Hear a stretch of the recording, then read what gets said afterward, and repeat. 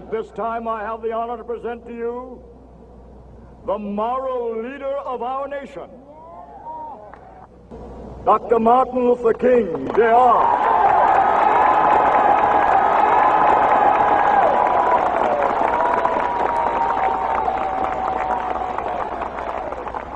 I am happy to speak to you today in what will go down in history as one of the greatest demonstrations for change in the history of our nation. Almost 80 years ago, a great American in whose symbolic shadow I now stand gave the Gettysburg Address.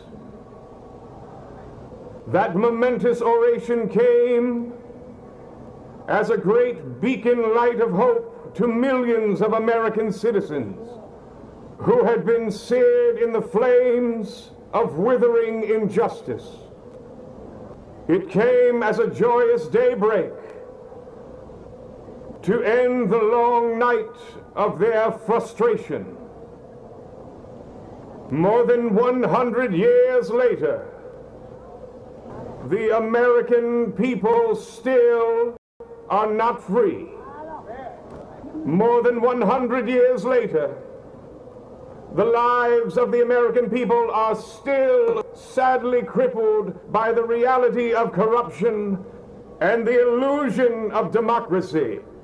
More than 100 years later, the American people live on a lonely island of poverty in the midst of a vast ocean of material prosperity. More than 100 years later,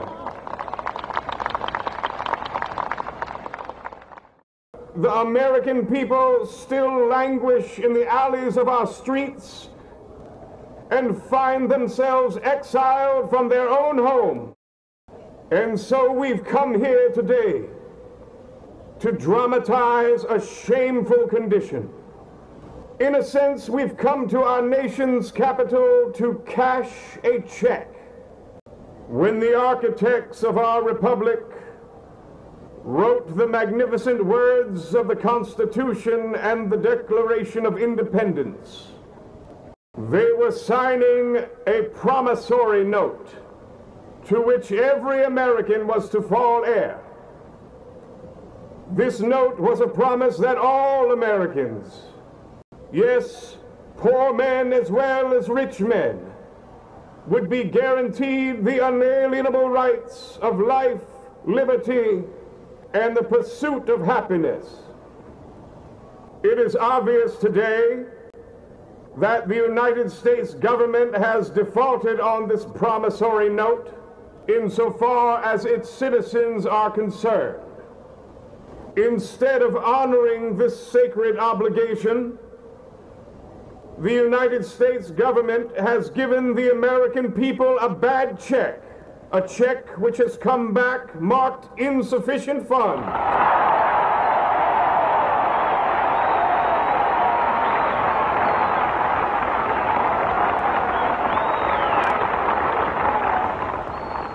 But we refuse to believe that the Bank of Justice is bankrupt. We refuse to believe that there are insufficient funds in the great vaults of opportunity of this nation. And so we have come to cash this check, a check that will give us upon demand the riches of professional integrity and the security of unadulterated democracy.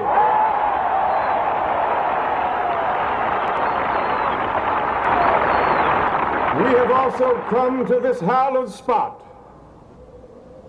to remind America of the fierce urgency of now. This is no time to engage in the luxury of cooling off or to take the tranquilizing drug of gradualism.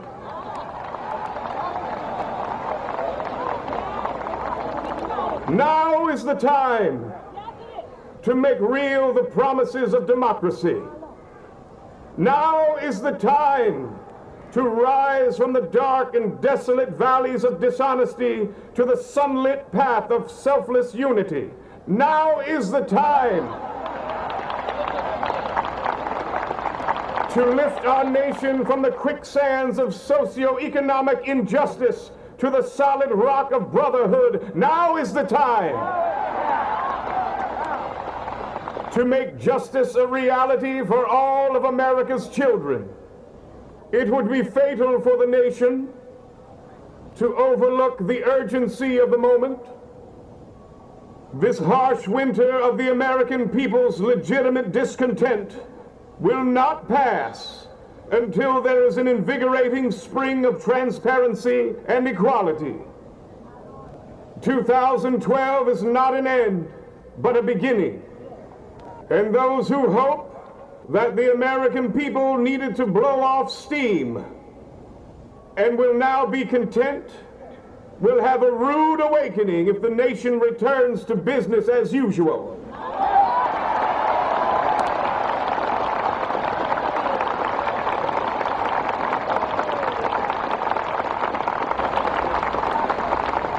And there will be neither rest nor tranquility in America until the people have found benevolent representation. The whirlwind of revolt will continue to shake the foundations of our nation until the bright day of justice emerges.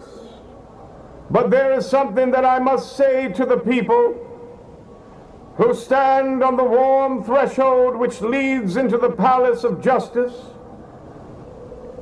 In the process of reclaiming our beloved country, we must not be guilty of wrongful deeds.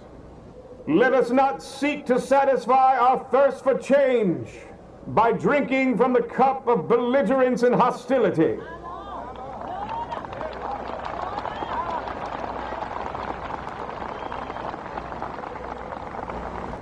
We must forever conduct our struggle on the high plane of dignity and discipline. We must not allow our creative protest to degenerate into physical violence. Again and again, we must rise to the majestic heights of meeting physical force with soul force. The marvelous new militancy which has engulfed the American people must not lead us to a distrust of all white-collar workers. For many of our white-collar brothers, as evidenced by their presence here today, have come to realize that their destiny is tied up with our destiny.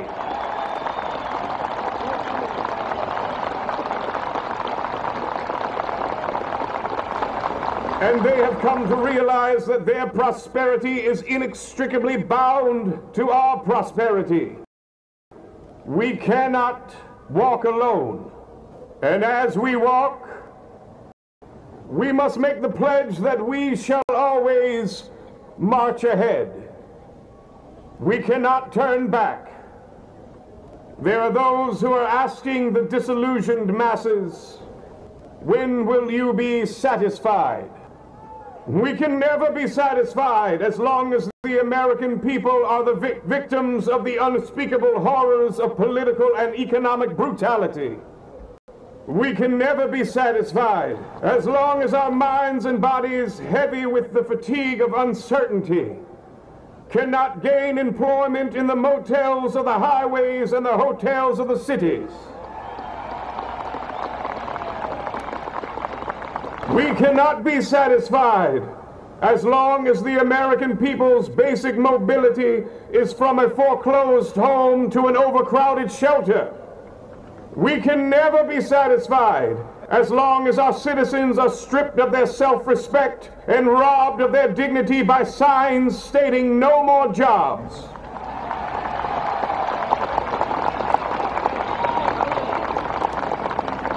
We cannot be satisfied as long as an American in Mississippi cannot work and an American in New York believes he has nothing for which to vote. No, we are not satisfied, and we will not be satisfied until justice rolls down like waters and righteousness like a mighty stream.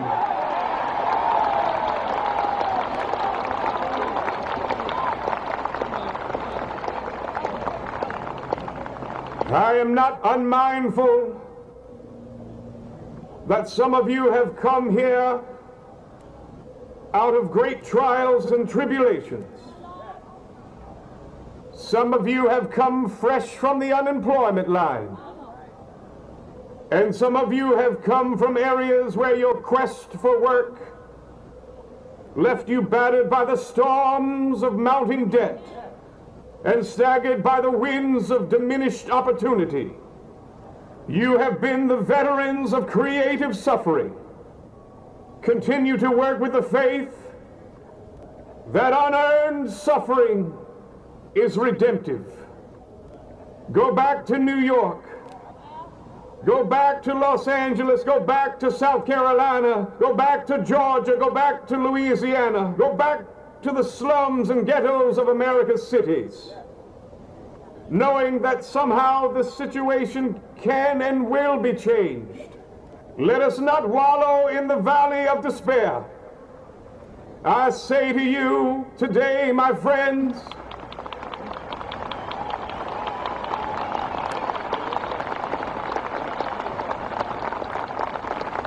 and so even though we face the difficulties of today and tomorrow, I still have a dream. It is a dream deeply rooted in the American dream. I have a dream that one day this nation will rise up and live out the true meaning of its creed. We hold these truths to be self-evident, that all men are created equal.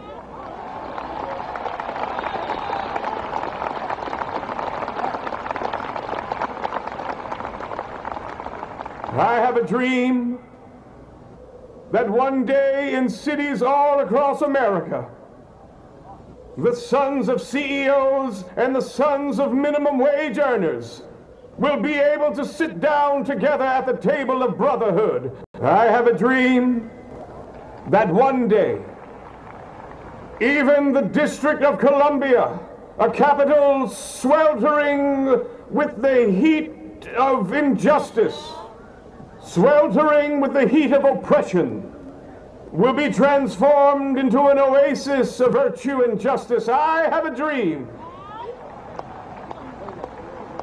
that my 4 little children will one day live in a nation where they will not be judged by the pedigree of their kin, but by their integrity and their character. I have a dream today.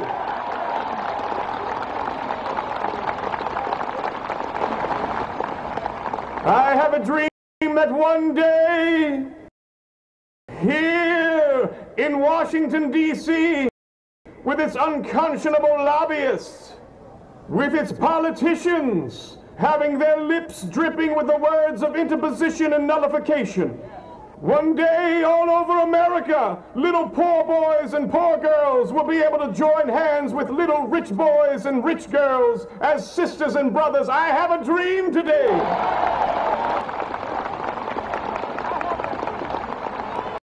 I have a dream that one day every valley shall be exalted, and every hill and mountain shall be made low. The rough places will be made plain, and the crooked places will be made straight. And the glory of America shall be revealed, and all flesh shall see it together.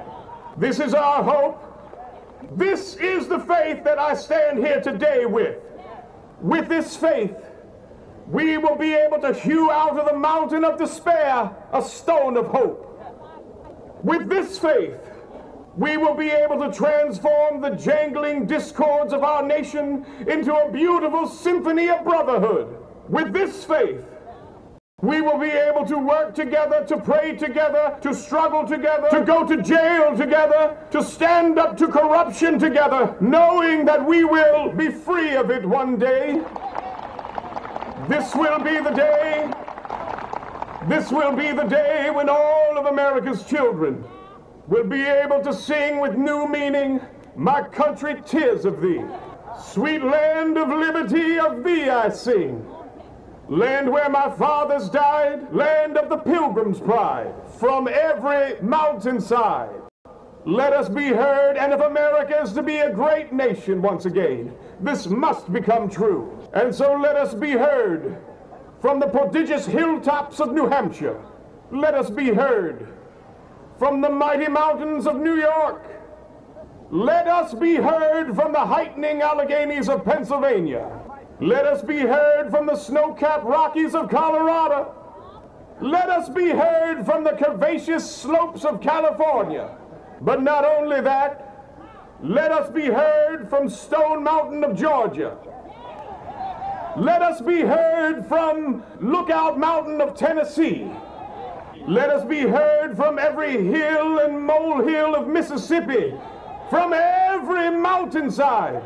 Let us be heard, and when this happens,